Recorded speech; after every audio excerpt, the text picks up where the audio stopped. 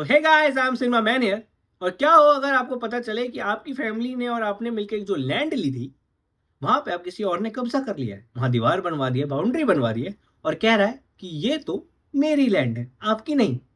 आपको समझ नहीं आता और आपको बाद में पता चलता है कि आपके साथ हो गया है लैंड फ्रॉड। और यस, ये एक मूवी का फरमाइश है जिसका आज मैं रिव्यू करूंगा, जिस मूवी का नाम है खोसला का घोसला। So let's go. खोसला का घोसला आई थी 2006 में, जिसको लिखा है जयदीप साहनी ने। इन्होंने और भी मूवीज लिखी है like Chak De India and rocket Singh and extractor extractor. इसी के साथ इसको डायरेक्ट किया बहुत क्रिएटिव और इनोवेटिव डायरेक्टर दिवाकर बनर्जी ने, जिन्होंने ओए लक्की लक्की ओए जैसी मूवी और उसी के साथ साथ लव सेक्स धोखा जैसी मूवी भी डायरेक्ट की। इस मूवी में जो आपको मेन एक्टर्स दिखेंगे एज कैरेक्टर्स वो है बोमन ईरानी एज खुराना, जो इस फिल्म के एंटेगनिस्ट भी है मेन, और इसके मेन लीड हैं अनुपम खेर, जिनके फिल्म में किरदार का नाम होता है किशोर कमल खोसला, और वो खोसला फैमिली के हेड है। इसी के साथ उनके दो बेटे दिखाए गए हैं जिनको निभाया है रणवीर शोरे, उनका नाम फिल्म में बंटी बताया गया है, और उनके बड़े बेटे हैं प्रवीण धवस, जिनका फिल्म में नाम बताया गया है चिरंजी लाल। और तारा शर्मा भी है जो चिरंजी लाल की लाइक गर्लफ्रेंड होती है, जिसका नाम फिल्म में मेघना होता है। विनय पाठक जी हैं जो एक ब्रोकर होते हैं, और उनका फिल्म में नाम होता है आसिफ इकबाल। तो ये सारे आपको लाइक जो एक्टर्स हैं वो इस मूवी में एज मेन कैरेक्टर्स दिख जाएंगे। इन्हीं के अराउंड पूरी स्टोरी घूमती है, रिवॉल्व करती है, और इन्हीं के थ्रू आपको स्टोरी समझाई जाती है। आपको बताऊं तो इस मूवी के टाइटल में भी बहुत बड़ा सिंबलिज्म है, वो एक नहीं दो। सबसे पहली बात, टाइटल जैसे इसका है खोसला का घोसला, वो इसलिए क्योंकि इसमें हमें खोसला परिवार दिखाया गया, उनके डायनामिक दिखाए गए और कैसे खोसला जी अपनी फैमिली को लीड करते हैं, और कैसे उनके कैरेक्टर के थ्रू उनके फैमिली के डायनामिक्स हमें दिखाए जाते हैं, समझाए जाते हैं एंड डेवलप कराए जाते हैं। और दूसरी चीज है कि ये लोग अपने एक नया घर बनवाना जा रहे हैं, उसी के लिए ये लोग लैंड लेते हैं, और अल्टीमेटली वो जो लैंड पे घर बनता है वही है इनका नया घोसला, हैंस खोसला का घोसला। तो ये दो सिंबोलिज्म इसके टाइटल से रिलेटेबल आपको बहुत फील होंगे जब आप मूवी को देखेंगे और समझेंगे अच्छा टाइटल इसलिए रखा गया है। अगर मैं आपको मूवी की समरी बताऊं तो ऐसा होता है कि खोसला परिवार, जिसको लीड करते हैं अनुपम खेर, वो अपना एक नया घर बनवा रहे हैं दिल्ली में। इसलिए वो एक ब्रोकर को ढूंढते हैं, उसे पैसे भी दे देते हैं, उनको लैंड भी मिल जाती है, सारे कागजात हो जाते हैं। लेकिन जब वो धरती पूजन या भू पूजन कराने जाते हैं तब उन्हें पता चलता है कि किसी और ने उनकी लैंड हड़प ली है, और जिस बंदे ने हड़पी है वो एक प्रॉपर्टी डीलर है जिसका नाम है खुराना, और उनको पता चलता है उनके साथ फ्रॉड हो चुका होता है। इसके बाद जब ये स्टोरी चल रही होती है तो हमें बीच में ये दिखा दिया जाता है कि इनके जो बड़े बेटे हैं, मतलब खोसला जी के बड़े बेटे जिनका नाम चिरंजी लाल है, वो अमेरिका जा रहे हैं क्योंकि उनकी जॉब लग गई है। लेकिन वो अपने पेरेंट्स को नहीं बताते हैं, मम्मी को बता भी देते लेकिन पापा को नहीं बताते, और जब तक वो बताने वाले होते हैं तब तक ये मुसीबत आ जाती है, इसलिए वो नहीं चाहते हैं अपनी फैमिली को छोड़ के अमेरिका।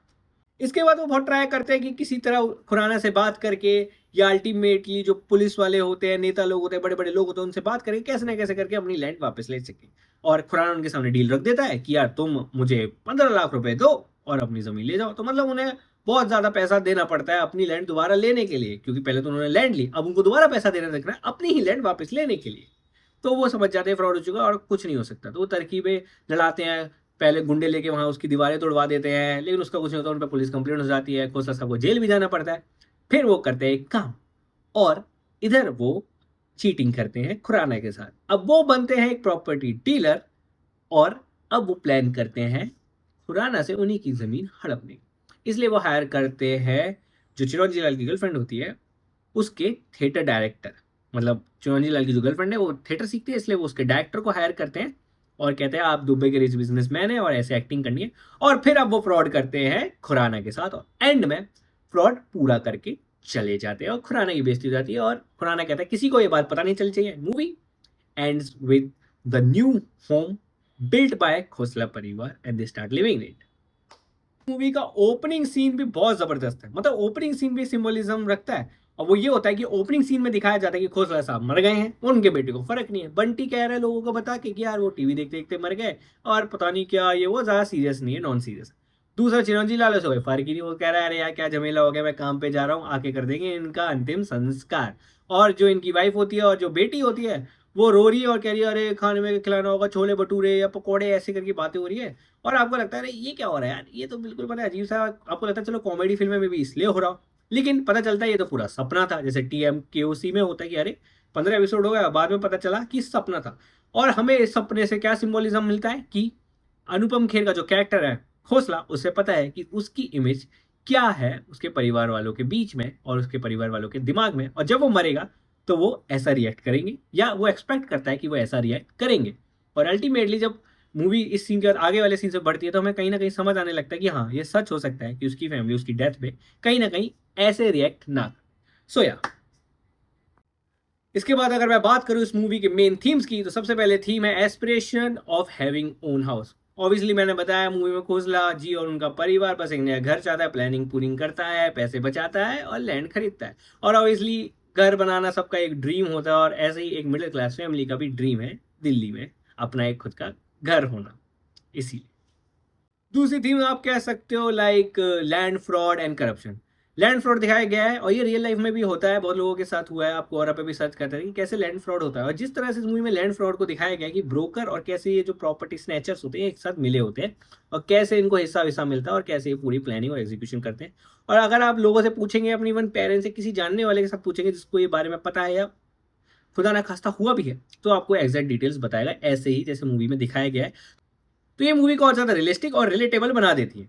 और मैंने जैसे बोला करप्शन, तो करप्शन दिखाया गया है कि कैसे सब लोग फ्रॉड करते हैं, माने पुलिस वाले ज़्यादा पैसे ले लेते हैं खुराना से और इसके बाद को जेल में डाल देते हैं, और कैसे उनकी कंप्लेंट नहीं लेते लेकिन खुराना साहब के एक इशारे पे पूरी की पूरी लाइक खोसला परिवार को टॉर्चर करते हैं और खोसला जी को जेल में डाल देते हैं। या कैसे जो लाइक अधिकारी होते हैं वो कहते हैं आप हमें थोड़ा सा पैसा दे देना, है ना, कितने मिल रहे हैं, कितने में आपको बोली गई है लैंड डील, तो आप थोड़ा हमें दे दो, हम आपका सेटलमेंट करा देंगे। तो ऐसे ऐसे करके आपको इसमें दिखाई दे रहा है कि करप्शन कितना है और सब लोग बस अपने मतलब के लिए काम करते हैं। तो इस मूवी की एक और थीम है जो इसकी सेकेंड हाफ की मेन थीम है, वो है Karma and result of misdeeds. Yes, जब ये लोग प्लान करते हैं फ्रॉड करने का खुराना को, तो ये इनडायरेक्टली एक तरीका या एक जरिया बन जाते हैं खुराना को उसकी मिसडीड का रिजल्ट देने के लिए, उसका कर्मा उसको वापस देने के लिए। क्योंकि खुराना ने सिर्फ इन लोगों के साथ बुरा नहीं किया, बल्कि उसने और भी लोगों की जमीन छीनी थी और भी लोगों के साथ बुरा किया, इसलिए उसने इतनी सारी प्रॉपर्टी बना ली। और एंड में जब आप देखते हो तो आपको पता चल जाता है कि जो इसको उल्लू बनाया गया है ये इसकी ईगो पे लगता है, ये बिल्कुल शैटर हो जाता है और ये कसम खा लेता है कि भाई अब से नहीं करूँगा, क्योंकि इतना डर बैठ चुका होता है। सो या और इस मूवी की मेन थीम है family values and dynamic. Family values ये दिखाती है कि कैसे लाइक जो मिडिल क्लास में जैसे चेंज आ रहा है जनरेशन बाय जनरेशन, और जैसे अपॉर्चुनिटीज बढ़ती जा रही है उसकी वजह से क्या क्या चेंजेस आते हैं फैमिली के वैल्यूज में, उनके बिलीफ सिस्टम में, उनके like consult and asking and obviously like discussing with their older generation, है ना, या न्यूअर जनरेशन का वार्तालाप with older generation and vice versa. और ये बहुत अच्छे से दिखाया गया है ना कि कैसे एक फादर अपने सन के साथ एडजस्ट होने की कोशिश करते हैं, एक कैसे एक सन चाहता है कि उसके फादर थोड़ा अंडरस्टैंडिंग बने और उसको समझने की कोशिश करे, थोड़ा सा कॉम्प्रोमाइज भी करे। और अल्टीमेटली इस मूवी में इन कैरेक्टर्स का डेवलपमेंट होना बहुत जरूरी है, क्योंकि एक मूवी जो स्टोरी ड्रिवन है, अगर उसके कैरेक्टर कॉन्स्टेंट रहेंगे और डेवलपमेंट नहीं होगा तो आप बोर हो जाएंगे, चाहे मूवी या उसकी स्टोरी कितनी भी अच्छी हो और आपको लगी हो, लेकिन आप सोचेंगे कुछ ना कुछ मिसिंग है। और वो मिसिंग पार्ट यही है कि डेवलपमेंट अच्छे से नहीं हुई कैरेक्टर की। और ये फिल्म ना बहुत अच्छे से इस चीज़ को एग्जीक्यूट करती है। ये क्या करती है, ये ना एक तो लाइक जैसे स्टोरी चल रही है तो उसके हिसाब से डेवलप करती है, लेकिन मेनली जो सिचुएशंस आती है, लाइक जो ऐसे पॉइंटर्स आते हैं मेन में सिचुएशन, उसमें कैरेक्टर्स को एक एक्सटेंड तक डेवलप कर देती है। और एक नहीं, हर एक कैरेक्टर का कुछ ना कुछ इसमें लाइक इनपुट आपको दिखाती है, उनका डेवलपमेंट दिखाती है, उनके डायनामिक, उनकी लाइक पर्सनैलिटी चेंज होता आपको दिखाती है, जिससे आपको डेवलपमेंट फील होता है ना। आपको लगता है अरे भाई, इवन जो खुराना है जो विलन जैसा पूरा एक्ट करता है, जब एंडिंग होती है तो आप देखते हो कि उसके अंदर एक चेंज सा आ गया है। वो हमें लाइक ऑब्वियसली मूवी खत्म हो गई है, अब सेकंड पार्ट कभी आया नहीं तो पता नहीं चलता क्या चेंज था, कभी वो सुधरा पूरी तरह से नहीं, लेकिन आपको वो चेंज फील हो चुका होता है कि हाँ भाई अब ये बंदा बदलेगा। तो ये इस तरह से पूरे अपने कैरेक्टर्स की जो डेवलपमेंट है उसको इतने स्मूथली एग्जीक्यूट करती है कि आपको भनक नहीं होती, लेकिन आपको फील हो जाता है हाँ भाई कैरेक्टर बदल रहे हैं। क्योंकि मेजर मेजर डेवलपमेंट आपको समझ आ जाती है कि वो अमेरिका नहीं जाता, यहीं रह जाता है, शादी कर लेता है, जो इनका बड़ा बेटा होता है खौसला साहब का, चिरंजी लाल, वो, है ना, और खुराना का में दिख जाता है। लेकिन जो छोटे छोटे कैरेक्टर भी बीच में डेवलप होते हैं जिनको हम सोचते हैं बहुत कम टाइम के लिए इनकी कोई इंपॉर्टेंस नहीं है, वो भी जब सिचुएशन आती है तो बहुत अच्छे स्टिल लाइक डेवलप करे जाते हैं और स्टोरी में मर्ज किए जाते हैं। तो ये बहुत खूबसूरत चीज़ लगी मुझे। मैं आपको बताऊं, आपको ये मूवी देखनी चाहिए अगर आपको लैंड फ्रॉड को समझना है, जो दिल्ली में हुआ करते थे during the period of 2000 like से लेके 2010 तक, है ना। और अगर मिडिल क्लास फैमिली से तो आपको ये जरूर देखनी चाहिए क्योंकि आपको बहुत रिलेटेबल लगेगी। और अल्टीमेटली बहुत सारे वैल्यू लेसन्स भी आपको समझा के जाती है, जैसे मैंने आपको थीम से बताई कि फैमिली वैल्यूज एंड डायनामिक्स बता के जाती है और कैसे फैमिली को साथ में एक सिचुएशन में आना जाता है। तो ये आपको बहुत ज़्यादा होलसम फील कराती है और इसकी एंडिंग में आपको लाइक कंप्लीटनेस देके जाती है, क्योंकि आपको पूरा सेटिस्फेक्शन मिल जाता है कि भाई अब पुराना डिस्ट्रॉय हो चुका है, तो you feel good and happy. ये बहुत लाइक रिलेटेबल मूवी आपको इसलिए भी लगेगी क्योंकि ये दिल्ली में शूट है और आप दिल्ली में रहते हो तो बहुत जगह रेफरेंस आएगा, जगहों का नाम आएगा, है ना, सरिता विहार, राजौरी गार्डन, ये सब वो सब, तो आपको मूवी देखने में मजा आ जाएगा और आप कहोगे भाई मजेदार था। सो यस, ये मूवी आपको जरूर देखनी चाहिए और मैंने रीजन भी बता दिया क्यों देखनी चाहिए। अगर पर्सनली मेरी पूछो तो ये मूवी मुझे बहुत पसंद है और ये अनुपम खेर की और बोमन ईरानी की one of the finest performance लगती है मुझे। इवन रणवीर शोरी भी बहुत कम role, like time screen, limited time screen के साथ भी बहुत अच्छे से छा जाते हैं और आपको लगता है अरे ये तो मैं ही हूँ, ऐसा भी फील आ सकता है आप। और अगर मैं इस मूवी को रेटिंग दूं तो मैं दूंगा 3.8 आउट ऑफ 5। और अल्टीमेटली इसीलिए क्योंकि मुझे ये मूवी लाइक बहुत रिलेटेबल लगती है। मैं इस मूवी से बहुत कनेक्टेड फील करता हूँ। मेरे बचपन की मूवी है, मैंने बचपन में इसके थोड़े थोड़े अंश देखे हैं, तो वो सीन मेरे दिमाग में छपे और नॉस्टैल्जिया सा फील कराते हैं। और अभी भी जब मैंने देखा तो मुझे बहुत हिटिंग लगी और मुझे लगा अरे वाह, बिल्कुल नई मूवी देख रहा हूँ, बल्कि आई 2006 में। So I really enjoy it well and I love this film. And ultimately अगर आपको मेरा रिव्यू पसंद आया तो बताना आपको मेरे रिव्यू कैसा लगा और उसमें क्या क्या चीज़ आपको अच्छी लगी और क्या क्या बुरी लगी, वो भी बताना इन द कमेंट सेक्शन। तो चलिए मिलते हैं अब एक नए मूवी रिव्यू के साथ अगली वीडियो में। Let's go.